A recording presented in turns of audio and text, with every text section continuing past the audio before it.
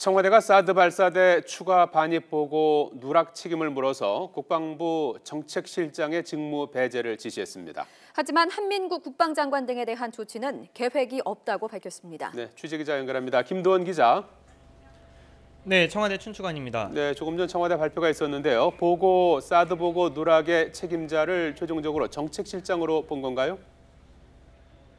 네, 새 정부 출범 뒤 보고서 검토 과정에서 국방부 위승호 정책실장이 삭제를 지시했다는 게 진상조사 결과입니다. 위 실장은 발사대 추가 반입은 비공개로 하기로 미군과 합의했기 때문이라고 진술했는데요. 윤영찬 청와대 국민소통수석은 언론 대응 기조인 비공개 합의를 이유로 군 통수권자에게도 보고하지 않은 건 묵과할 수 없다고 강조했습니다.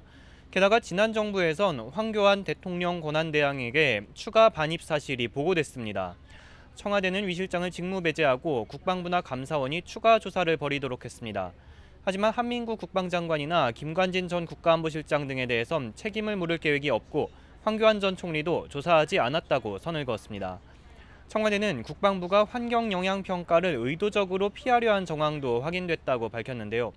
공여부지가 33만 제곱미터 이상이 되면 시간이 오래 걸리는 전략 환경영향평가를 받게 돼 있습니다. 이걸 피하기 위해 1단계 부지를 거꾸로 된 U자형으로 기형적인 모양이 되게 설계했다는 겁니다. 문재인 대통령은 국민 모두 수긍할 수 있는 절차적 정당성이 필요하다며 법에 따른 적정한 환경영향평가를 진행하라고 국방부에 지시했습니다. 또 환경영향평가 회피 시도에 대해서도 책임자와 경위를 파악하도록 했습니다. 네, 이런 가운데 김기정 국가안보실 2차장이 사의를 표명했다고요. 네, 지난달 24일 임명된 지 12일 만입니다. 청와대는 김기정 2차장이 일신상의 이유로 사의를 표명했다고 밝혔습니다. 과중한 업무 때문에 건강이 급격히 안 좋아진 데다 시중에 떠도는 구설에 대한 도의적 책임 때문이라는 설명입니다.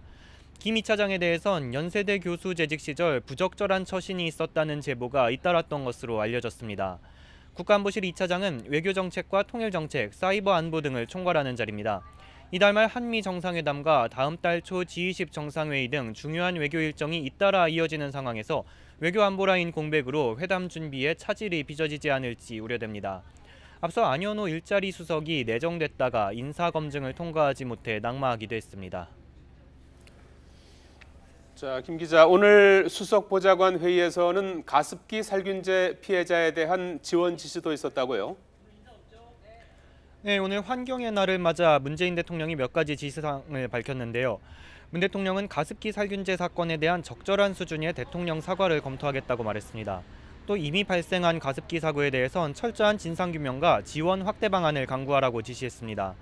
이와 함께 확실한 재발 방지 대책을 세우고 피해자와 직접 만나는 방안도 검토해야겠다고 덧붙였습니다.